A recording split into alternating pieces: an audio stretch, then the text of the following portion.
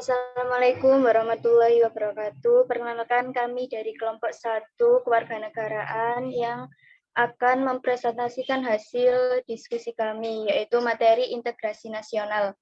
Perkenalkan, nama saya Dwi Larasati dan rekan-rekan saya yaitu Dea Fatma, Diva Firma Amanda, Wahidatul Munawaroh, Nisrina Aisyah, dan Sofia Fitri Marhama. Next.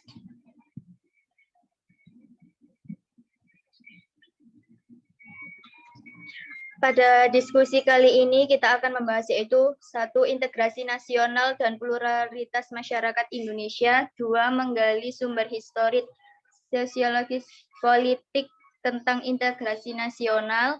Membangun argumen tentang dinamika dan tantangan integrasi nasional. Strategi integrasi, integrasi nasional Indonesia dan analisa kasus.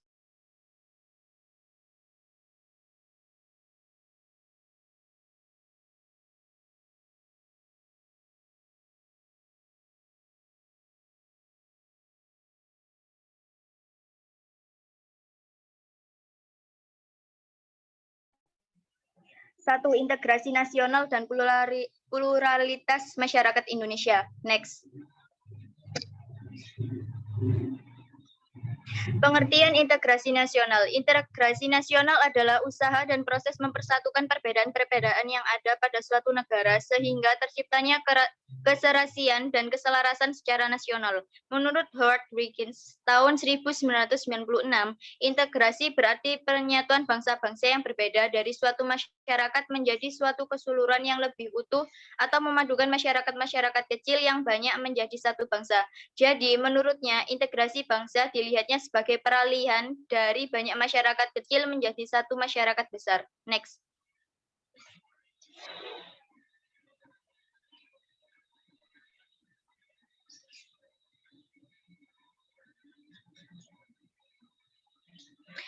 Pentingnya integrasi nasional. Integrasi nasional sangat penting untuk diwujudkan karena integrasi nasional merupakan suatu cara yang dapat menyatukan berbagai macam perbedaan yang ada di Indonesia.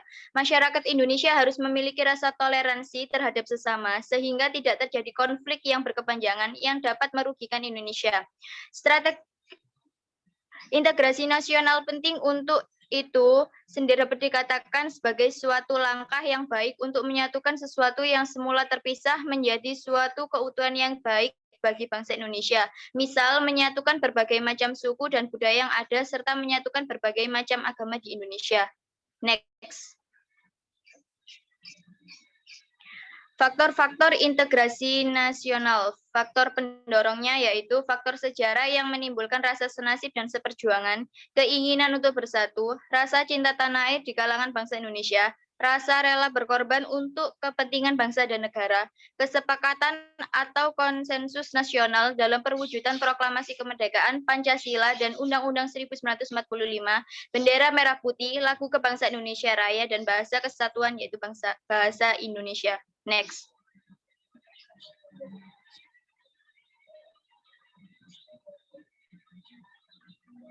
Ada pula faktor penghambat dari integrasi nasional, yaitu masyarakat Indonesia yang heterogen atau beraneka ragam, wilayah negara yang begitu luas, besarnya kemungkinan ancaman, tantangan, hambatan, dan gangguan, baik yang berasal dari dalam maupun luar negeri, perbedaan suku, agama, ras, antar golongan, dan adanya paham etnosentrisme. Next. Pengertian pluralitas. Pluralitas adalah paham yang berkaitan dengan mentoleransi segala adanya keanekaragaman yang meliputi peradaban, agama, pikiran, perbedaan agama, serta adanya perbedaan budaya. Jadi, pluralitas ini bukan hanya terfokus pada satu, yakni agama, namun pluralitas sangat luas sekali. Akan tetapi, tujuan pluralitas adalah untuk mengakui adanya sebuah kebenaran yang diyakini oleh masing-masing pihak memegang dua jabatan lebih secara berbarengan. Next.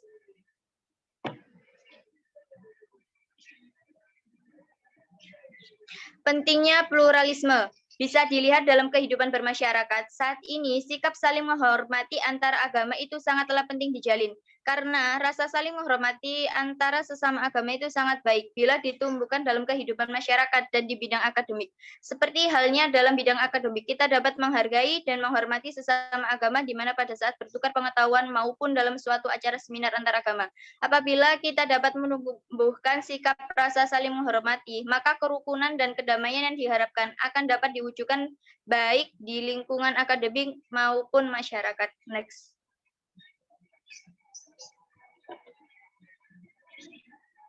Pluralisme masyarakat Indonesia. Secara umum, definisi pluralitas adalah merupakan konsep keadaan yang lebih dari satu dengan harapan dapat menumbuhkan pemahaman untuk membangun saling pengertian agar dapat memperkokoh kebersamaan menghadapi kesatuan nasib manusia secara kolektif. Next. Strategi pluralis. Paham pluralis merupakan paham yang menghargai terdapatnya perbedaan dalam paham pluralis pada prinsipnya mewujudkan integrasi nasional dengan memberi kesempatan pada segala unsur perbedaan yang ada dalam masyarakat untuk hidup dan berkembang. Next.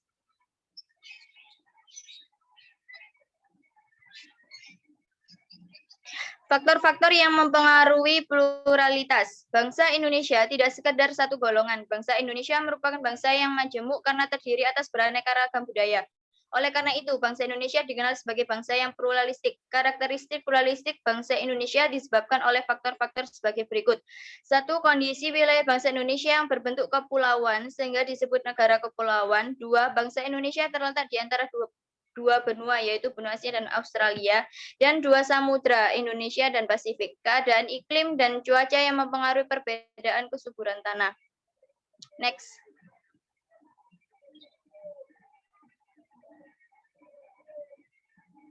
Selanjutnya dilanjutkan oleh rekan saya.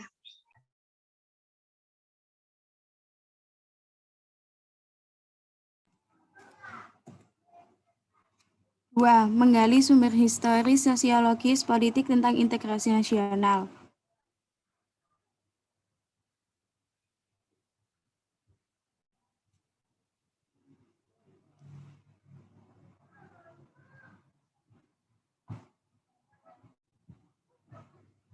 Menggali sumber historis, sosiologis, politik tentang integrasi nasional ada dua bagian. Yang pertama, ada perkembangan sejarah integrasi di Indonesia. Perkembangan sejarah integrasi di Indonesia ada tiga model.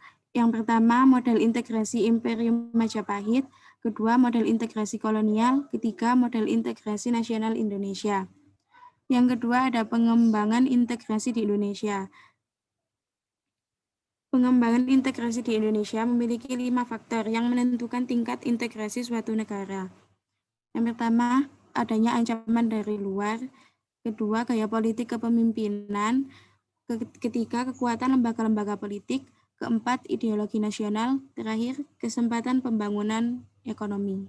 Next.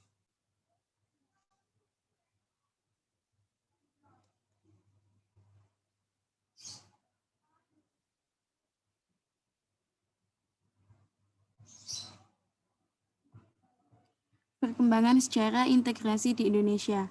Menurut Suroyo 2002, ternyata sejarah menjelaskan bangsa kita sudah mengalami pembangunan integrasi sebelum bernegara Indonesia yang merdeka. A. Model integrasi Imperium Majapahit. Model integrasi pertama ini bersifat kemaharajaan, Imperium Majapahit.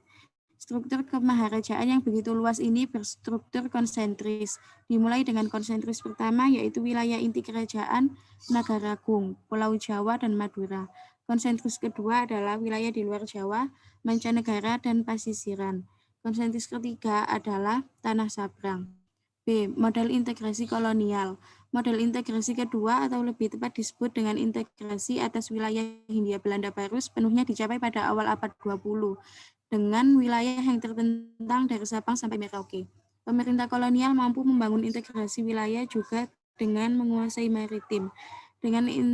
Sedang integrasi vertikal antara pemerintah pusat dan pemerintah daerah dibina melalui jaringan birokrasi kolonial yang terdiri dari ambetanar-ambetanar atau pegawai Belanda dan pribumi yang tidak memiliki jaringan dengan massa rakyat. Next.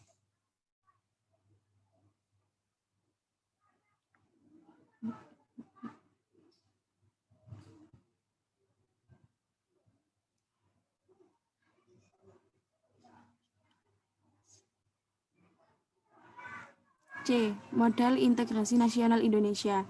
Model integrasi ketiga ini merupakan proses berintegrasinya bangsa Indonesia sejak berencana merdeka tahun 1945. Integrasi model ketiga dimaksudkan untuk membentuk kesatuan yang baru, yakni bangsa Indonesia yang merdeka memiliki semangat kebangsaan nasionalisme yang baru atau kesadaran kebangsaan yang baru. Dalam sejarahnya, penumbuhan kesadaran berbangsa tersebut dilalui dengan tahapan-tahapan sebagai berikut. 1. Masa perintis. Masa perintis adalah masa dimulai dirintisnya semangat kebangsaan melalui pembentukan organisasi-organisasi pergerakan. Masa ini ditandai dengan munculnya pergerakan Budi Utomo pada tanggal 20 Mei 1908. 2. Masa penegas. Masa penegas adalah masa dimulai ditegaskannya semangat kebangsaan pada diri bangsa Indonesia yang ditandai dengan peristiwa Sumpah Pemuda tanggal 28 Oktober 1928. Masa percobaan. Di Indonesia, melalui organisasi pergerakan mencoba meminta kemerdekaan dari Belanda. Organisasi-organisasi pergerakan yang tergabung dalam GAPI, Gabungan Politik Indonesia tahun 1938, mengusulkan Indonesia berparlemen. Namun, perjuangan menuntut Indonesia merdeka tersebut tidak berhasil. 4. Masa pendobrak. Pada masa tersebut, semangat dan gerakan kebangsaan Indonesia telah berhasil mendobrak belenggu penjajahan dan menghasilkan kemerdekaan. Kemerdekaan bangsa Indonesia diproklamasikan pada tanggal 17 Agustus 1945. Next.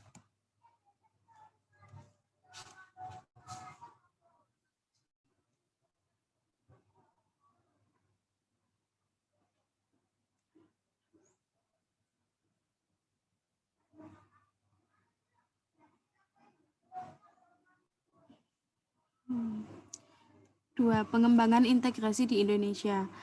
Howard Wiggins dalam Muhaimin dan Colin Max Andrews 1995 menyebut ada 5 pendekatan atau cara bagaimana para pemimpin politik mengembangkan integrasi bangsa. Kelima pendekatan yang selanjutnya kita sebut sebagai faktor yang menentukan tingkat integrasi suatu bangsa, yaitu A. Adanya ancaman dari luar. Adanya ancaman dari luar dapat menciptakan integrasi masyarakat. Masyarakat akan bersatu meskipun berbeda suku, agama, dan ras ketika menghadapi musuh bersama. Contoh, ketika penjajah Belanda ingin kembali ke Indonesia, masyarakat Indonesia bersatu padu melawannya. B. Melawan politik kepemimpinan. Gaya politik para pemimpin bangsa dapat menyatukan atau mengintegrasikan masyarakat bangsa tersebut. Pemimpin yang karismatik, dicintai rakyatnya, dan memiliki jasa-jasa besar umumnya mampu menyatukan bangsanya yang sebelumnya tercerai-berai. Misal, Nelson Mandela dari Afrika Selatan. Gaya politik sebuah kepemimpinan bisa dipakai untuk mengembangkan integrasi bangsanya. C. Kekuatan lembaga-lembaga politik. Lembaga politik misalnya birokrasi juga dapat menjadi sarana pemersatu masyarakat bangsa. Birokrasi yang satu padu dapat menciptakan sistem pelayanan yang sama, baik dan diterima oleh masyarakat yang beragam. Pada akhirnya, masyarakat bersatu dalam satu sistem pelayanan. Next.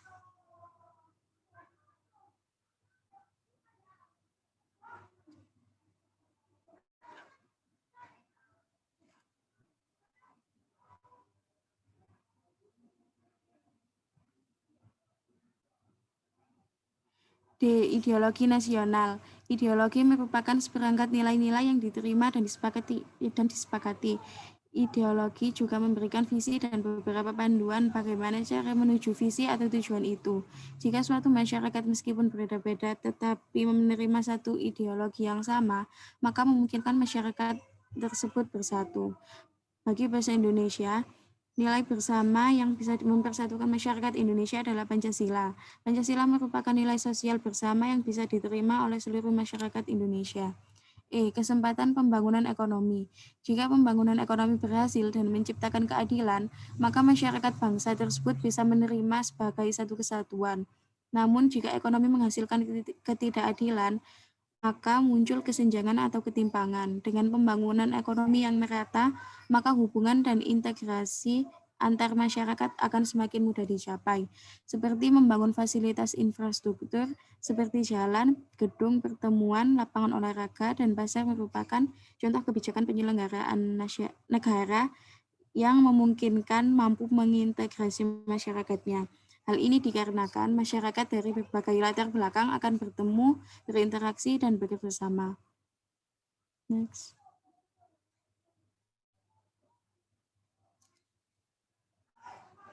pajak sebagai instrumen memperkokoh integrasi nasional. Salah satu tujuan negara Republik Indonesia sebagaimana tersebut dalam alinea keempat pembukaan Undang-Undang Dasar 1945 adalah memajukan kesejahteraan umum. Kesejahteraan umum akan dapat dicapai atau akan lebih cepat dicapai apabila keuangan negara sehat, atau dengan kata lain negara memiliki dana yang cukup untuk membiayai seluruh kegiatan yang diperlukan untuk menunjang tujuan negara, memajukan kesejahteraan umum tersebut. Next.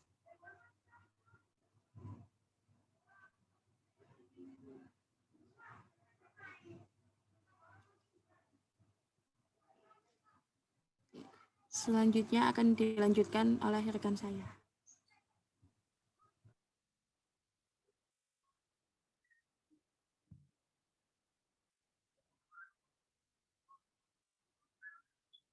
Membangun argumen tentang dinamika dan tantangan integrasi nasional.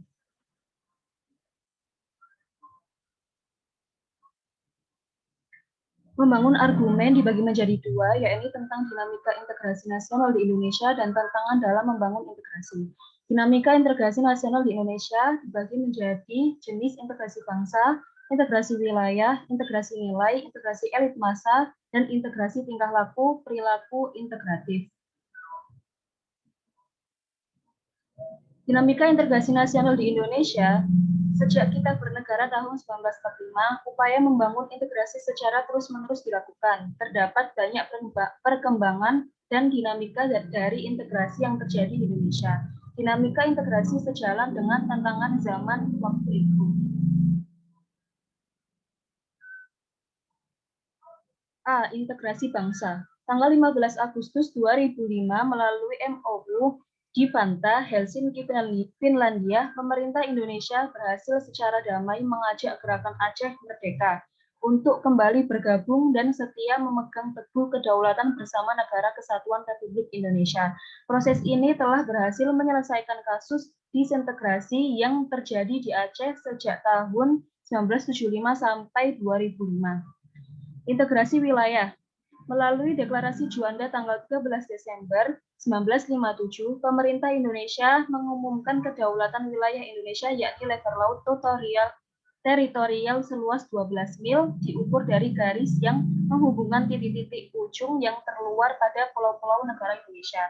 Dengan deklarasi ini, maka terjadi integrasi wilayah teritorial Indonesia. Wilayah Indonesia merupakan satu kesatuan wilayah dan laut tidak lagi merupakan pemisah pulau, tetapi menjadi penghubung pulau-pulau di Indonesia. Integrasi nilai. Pengalaman mengembangkan Pancasila sebagai nilai integratif terus-menerus dilakukan, misalnya melalui kegiatan pendidikan. Pancasila baik dengan mata kuliah di perguruan tinggi dan mata pelajaran di sekolah. Melalui kurikulum 1975, mulai diberikannya mata pelajaran pendidikan moral Pancasila di sekolah. Saat ini, melalui kurikulum 2013, terdapat mata pelajaran PPKN. Melalui pelajaran ini, Pancasila sebagai nilai bersama dan sebagai dasar filsafat negara disampaikan kepada generasi muda. Integrasi elit massa. Dinamika integrasi elit massa ditandai dengan seringnya pemimpin mendekati rakyatnya melalui berbagai kegiatan, misalnya kunjungan ke daerah, temu kader PKK, dan kotak pos presiden. Kegiatan yang sifatnya mendekatkan elit dan massa akan menguatkan dimensi vertikal integrasi nasional.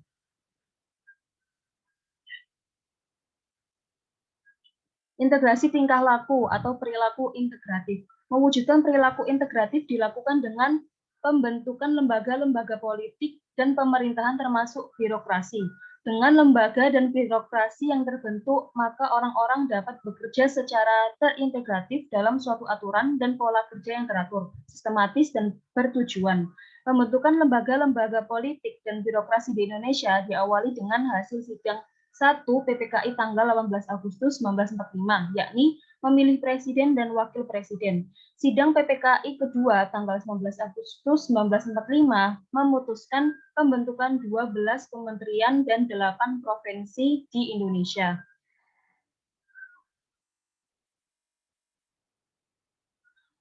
2. Tantangan dalam membangun integrasi. Dalam upaya mewujudkan integrasi nasional Indonesia, tantangan yang dihadapi datang dari dimensi horizontal dan vertikal.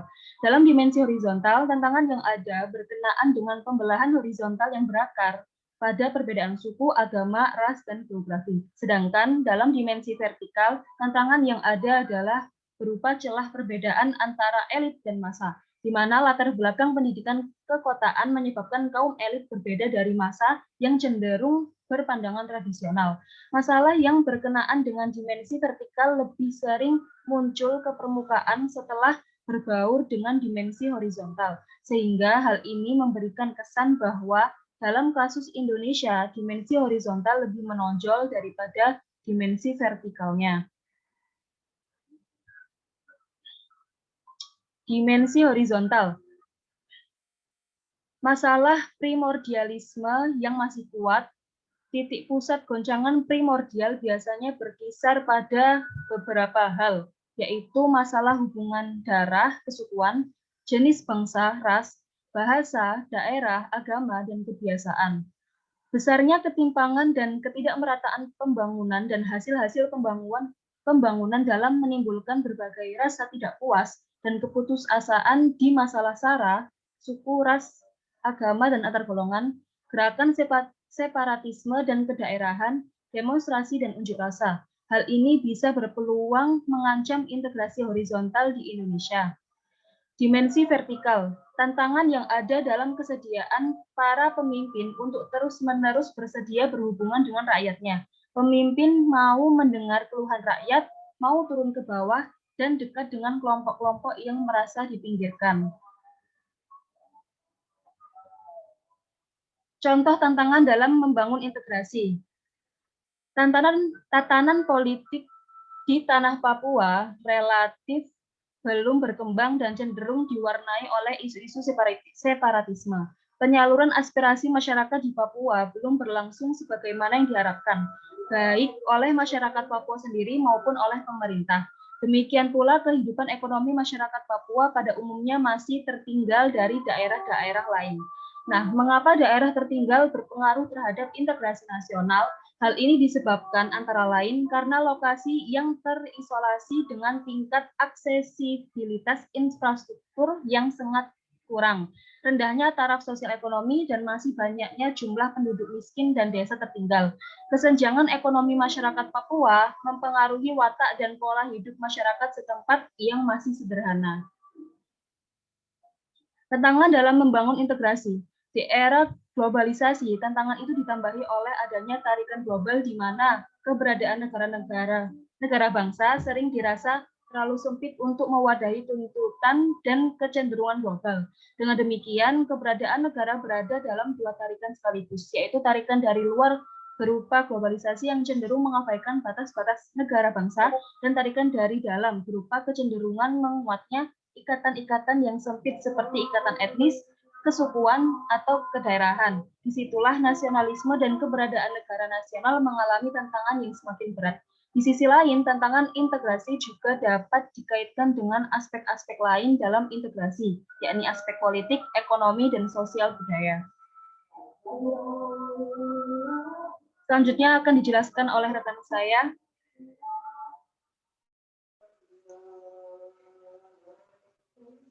Strategi integrasi. Next.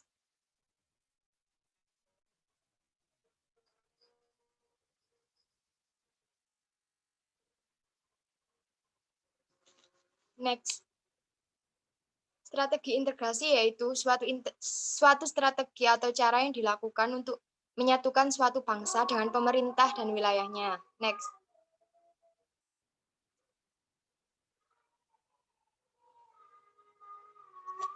Strategi integrasi yaitu adanya negara berkembang, ikatan antar budaya, ikatan primadonal, dan sikap etnosentrisme. Next.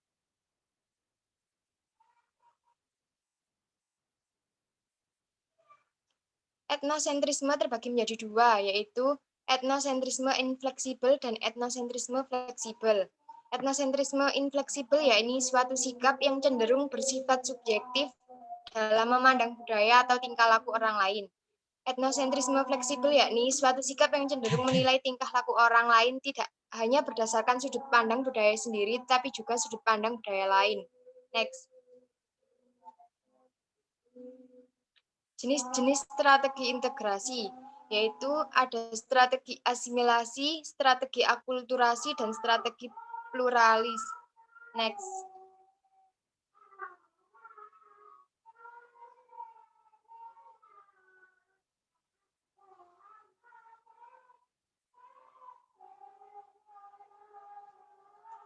Strategi asimilasi. Asimilasi adalah proses percampuran dua macam kebudayaan atau lebih menjadi satu kebudayaan yang baru, di mana dengan percampuran tersebut, maka masing-masing unsur budaya melebur menjadi satu, sehingga dalam kebudayaan yang baru itu tidak tampak lagi identitas masing-masing budaya pembentukannya. Contoh asimilasi, Rika adalah orang Indonesia yang menyukai tarian Bali. Ia berteman baik dengan Rahel yang merupakan orang Amerika Latin dan bisa tarian tradisionalnya Amerika Latin.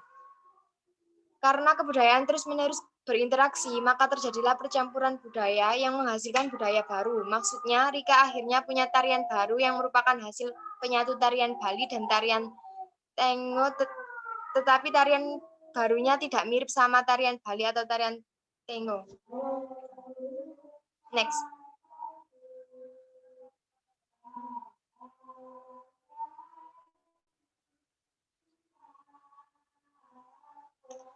Strategi akulturasi. Akulturasi proses pencampuran dua macam kebudayaan atau lebih sehingga memunculkan kebudayaan yang baru, di mana ciri-ciri budaya asli pembentukannya masih tampak dalam kebudayaan baru tersebut. Dengan demikian berarti bahwa kebudayaan baru yang terbentuk tidak melunat semua unsur budaya pembentukannya. Contoh akulturasi, pada bangunan candi sebagai wujud percampuran antara seni asli bangsa Indonesia dengan seni Hindu-Buddha, seperti Candi Borobudur. Next.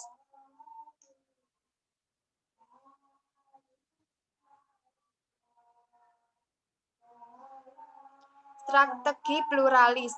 Paham pluralis merupakan yang menghargai terdapatnya perbedaan dalam masyarakat. Paham pluralis pada prinsipnya mewujudkan integrasi nasional dengan memberi kesempatan pada segala unsur perbedaan yang ada dalam masyarakat untuk hidup dan berkembang.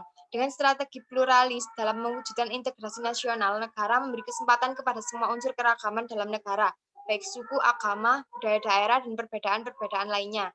Contoh pluralis, kebersamaan dalam kegiatan gotong royong membersihkan lingkungan sekitar, tidak memaksa kehendak orang lain untuk menerima keyakinan yang dimiliki, saling menghormati hak dan kewajiban agama masing-masing. Next.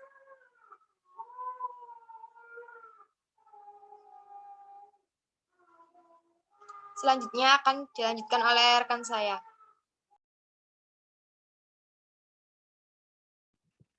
Kelima yaitu integrasi nasional Indonesia. Next.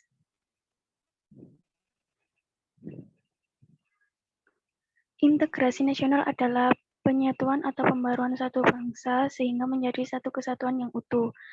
Menurut KBBI, integrasi memiliki arti pembaruan sampai menjadi satu kesatuan yang bulat dan utuh. Sedangkan arti nasional berarti bangsa. Jadi integrasi nasional adalah proses persatuan wilayah yang di dalamnya terdapat sebuah perbedaan. Dan secara antropologi, integrasi nasional adalah sebuah proses penyesuaian dengan unsur-unsur kebudayaan yang berbeda sehingga akan mencapai suatu kelarasan fungsi yang ada di dalam kehidupan masyarakat. Next.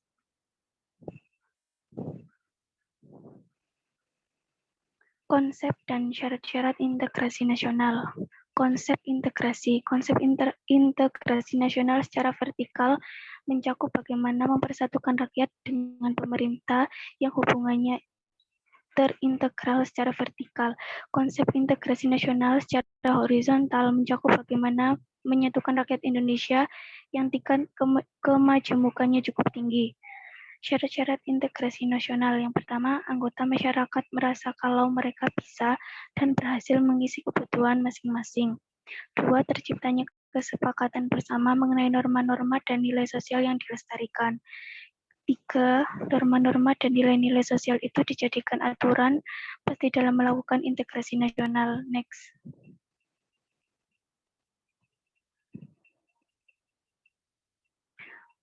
Faktor-faktor pendorong integrasi nasional yaitu yang pertama, perasaan senasib dan seperjuangan.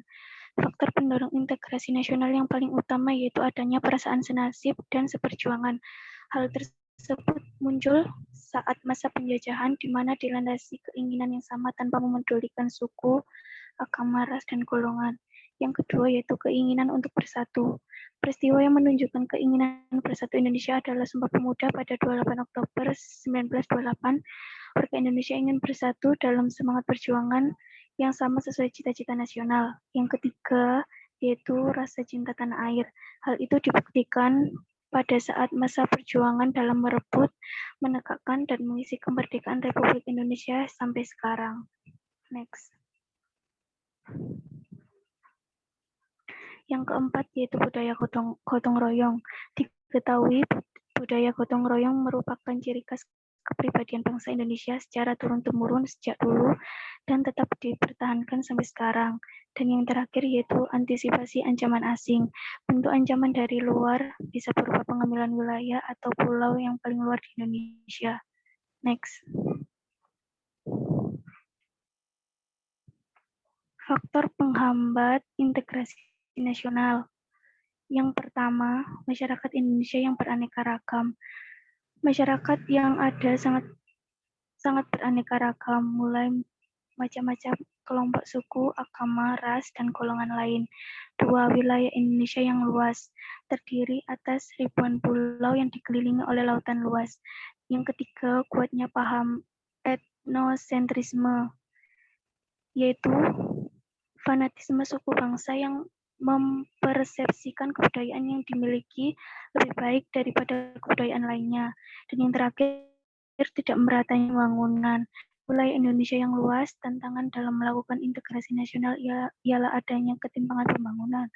Daerah Pulau Jawa dan Indonesia bagian barat cenderung lebih maju pembangunannya daripada wilayah Indonesia bagian timur.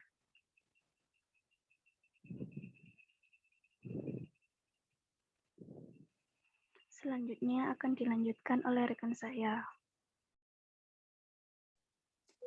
Analisa kasus disintegrasi nasional. Next.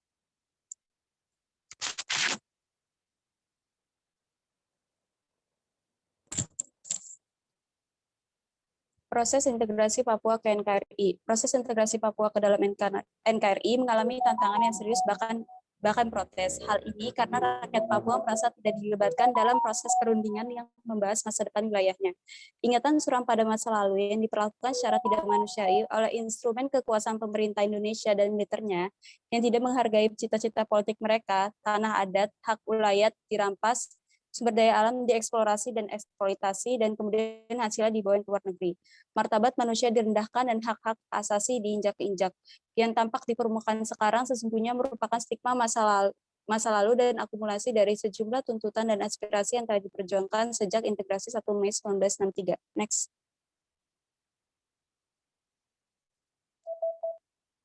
Integrasi Irian Barat ke dalam Indonesia merupakan sebuah perjalanan yang syarat konflik dan dugaan rekayasa. Sejarah itu diawali dari konferensi meja bundar pada tahun 1949 dan berlanjut hingga perjanjian New York 15 Agustus 1962. Tindak lanjut perjanjian tersebut adalah pelaksanaan Act of Free Choice atau penentuan pendapatan rakyat PEPERA pada tahun 1969, yang mana PEPERA tidak dilaksanakan sesuai dengan prinsip-prinsip universal yang menggunakan sistem one man one vote, tetapi melalui sistem perwakilan yang melibatkan 1025 tokoh masyarakat Papua yang dipilih dan ditentukan oleh Indonesia dalam Dewan Musyawarah PEPERA yang mewakili 815.906 penduduk saat itu. Disinilah letak kecurigaan rakyat. Telah terjadi manipulasi dan rekayasa aspirasi di dalam pelaksanaan PEPERA yang tidak sesuai dengan pasal 18 Perjanjian New York, sehingga legitimasi PEPERA diragukan. Tak dapat dipungkiri bahwa perjuangan rakyat Papua ini telah menimbulkan polemik terbuka tentang urgensi mempertahankan sistem NKRI. Next.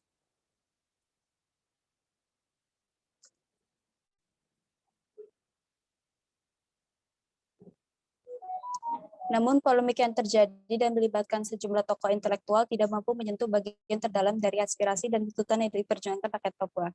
Kenyataan membuktikan bahwa lapisan terbesar dari rakyat Indonesia dan para pelaksana pemerintah negara ini cenderung memandang keinginan aspirasi dan tuntutan rakyat Papua untuk memisahkan diri dari RI hanya dalam perspektif politik yang sangat dangkal. Eksesnya keinginan aspirasi dan tuntutan rakyat Papua untuk memisahkan diri dari RI hanya dilihat sebagai gerakan separatis yang ingin memecah belah integrasi bangsa. Penggunaan perspektif semacam itu sangat keliru dan bahkan menyesatkan. Fakta membuktikan bahwa pembangunan Indonesia telah mencatat Irian atau Papua memberikan sumbangan besar bagi kemajuan bangsa. Sumber daya alam yang dimiliki seperti emas, minyak, tembaga, nikel, kayu, dan sebagainya dieksploitasi dan hasilnya dimanfaatkan untuk membiayai program pembangunan nasional. Next.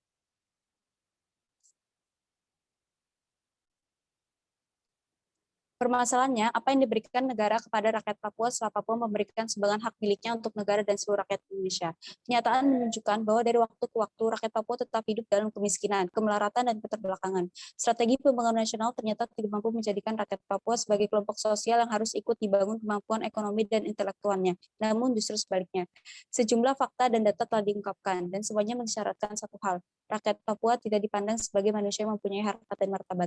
Fakta membuktikan bahwa aspek kesejahteraan jauh di bawah standar selama berintegrasi dengan Indonesia. Pemerintah Indonesia lupa bahwa emas, tembaga, minyak yang dijual untuk memperoleh devisa bagi negara berasal dari bumi Papua. Bahwa rakyat di wilayah ini masih hidup dalam kemiskinan sudah menjadi pengetahuan umum. Otonomi khusus yang dalam kenyataannya semenjak diloloskan pada tahun 2001 tidak memberikan dampak nyata yang signifikan yang dapat digunakan sebagai indikator penilaian keberhasilan terhadap pemerintah dalam menyikapi permasalahan Papua. Next.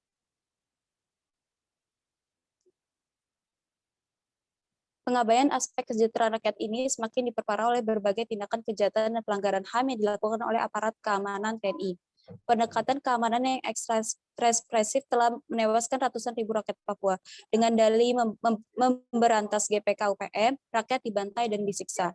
Kasus Manokwari tahun 1965, Wamena Jayawijaya tahun 1977, Biak tahun 1980 dan 1998, Sarmi Jayapura tahun 1992, Timika tahun 1995. Pelanggaran HAM di Bela, Jila, Alama, dan Mapenduma tahun 1998, dan Sorong tahun 1998. Banyak anak-anak menjadi yatim piatu akibat ayahnya menjadi korban pembunuhan dan ibu-ibu muda menjadi janda karena suami mereka dibunuh dengan label GPK OPM tanpa melalui prosedur hukum dan penyelesaiannya. Untuk itulah keputusan menggelar forum dialog melalui Kongres Rakyat Papua dengan melibatkan semua unsur terkait di kalangan masyarakat dan pemerintah yang baru saja berakhir di Jayapura, Mumbai, mempunyai makna strategis. Strategis karena lewat forum dialog KRP dapat mengungkapkan aspirasi, perasaan, dan keinginan serta kehendak politiknya kepada Presiden RI, sekaligus mendekonstruksi atau meluruskan sejarah tentang proses awal integrasi Papua ke dalam NKRI yang dinilai telah banyak mengalami distorsi. Next.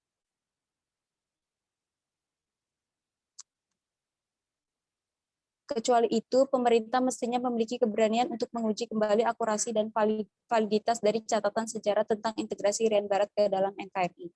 Urgensi untuk menguji kebenaran sejarah ini sangat tinggi, karena di luar catatan sejarah yang resmi diakui pemerintah, ada versi lain yang fakta-faktanya justru bertolak belakang dengan fakta versi pemerintah. Dari cermin masa lalu itu, maka melalui tulisan ini disyaratkan akan kedepannya seyogyanya program-program kegiatan pembangunan yang direncanakan di Papua hendaknya berorientasi pada budaya masyarakat setempat. Pemikiran ini diharapkan sebagai salah satu alternatif mengeliminir munculnya berbagai gejolak di daerah itu. Pesan ini seharusnya dapat diwujudkan setelah Papua berintegrasi dengan Indonesia. Namun di masa lalu karena dengan pendekatan militer, maka makna integrasi bagi orang Papua nampaknya masih jauh dari harapan. Next.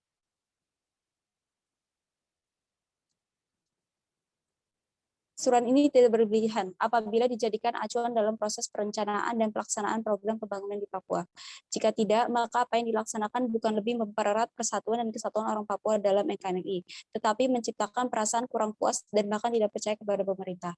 Namun demikian, ada sedikit harapan bahwa tidak ada perilaku manusia yang tidak dapat diubah. Karena itu, perilaku pemerintah yang kurang memperhatikan masyarakat Papua dan militer di masa lalu yang berdampak pada munculnya berbagai gejolak dari masyarakat Papua diyakini dapat berubah. Perubahan itu dapat terjadi apabila adanya saling menghormati dan menghargai hak-hak masyarakat dalam berbagai bidang kehidupan masyarakat Papua. Kemudian marilah pemerintah serius dalam mengawasi jalannya otonomi khusus Papua, sehingga rakyat Papua merasa bahwa pemerintah memperhatikan nasib mereka, dan seiring berjalannya waktu diyakini dapat mengubah orientasi tuntutan Papua merdeka kepada NKRI. Next.